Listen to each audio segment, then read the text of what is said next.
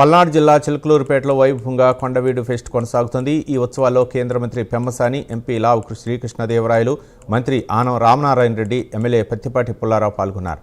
ఈ సందర్భంగా విద్యార్థుల సాంస్కృతిక కార్యక్రమాలు ఆకట్టుకున్నాయి। గత ప్రభుత్వం నిర్లక్ష్యం వల్లే కొండవీడు అభివృద్ధి ఆగిపోయిందని, ఇప్పుడు కూటమి ప్రభుత్వ ఆధ్వర్యంలో కొండవీడిని అభివృద్ధి చేస్తున్నామని నేతలు చెప్పారు।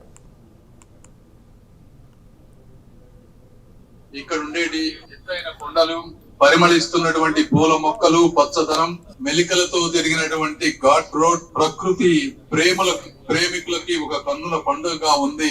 చాలా ఆనందంగా కూడా ఉంది ఈ ప్రాంతానికి వస్తా ఉంటే। మరి ఇప్పటి వరకు చెప్తా ఉన్నారు, అప్పుడు 100 సంవత్సరాల పాటు రెడ్డి రాజులు ఈ ప్రాంతాన్ని, ప్రోలయ నాయుడు, ఇలా వారందరూ కూడా కలిసి హిందూ సామ్రాజ్యాన్ని కాపాడే విధానంలో కలిసికట్టుగా ముందుకు వెళ్లారు।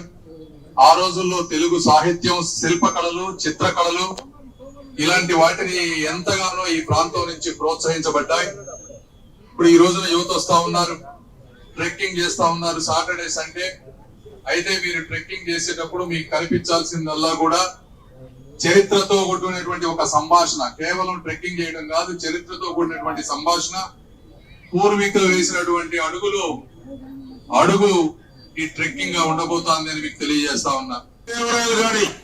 అందరికీ సంబంధించినటువంటి కొండ ఈ కొండవీటి కోట, అందుకనే దీన్ని అందరూ కలిసి దీన్ని అభివృద్ధి చేయాలి।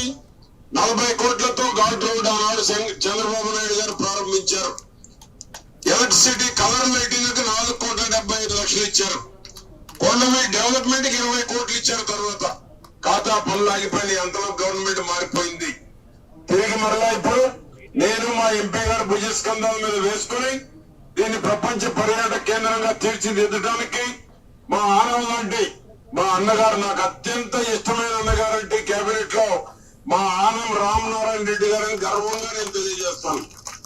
మనసున్న మనిషి, ముఖ్యమంత్రి తర్వాత పోస్ట్ చేశారు, సుదీర్ఘకాలం ఆర్థిక శాఖ మంత్రిగా ఉన్నారు గతంలో। అదే మనిషి, మనసున్న మనిషికి మారు పేరు మా అన్నగారు రామ్।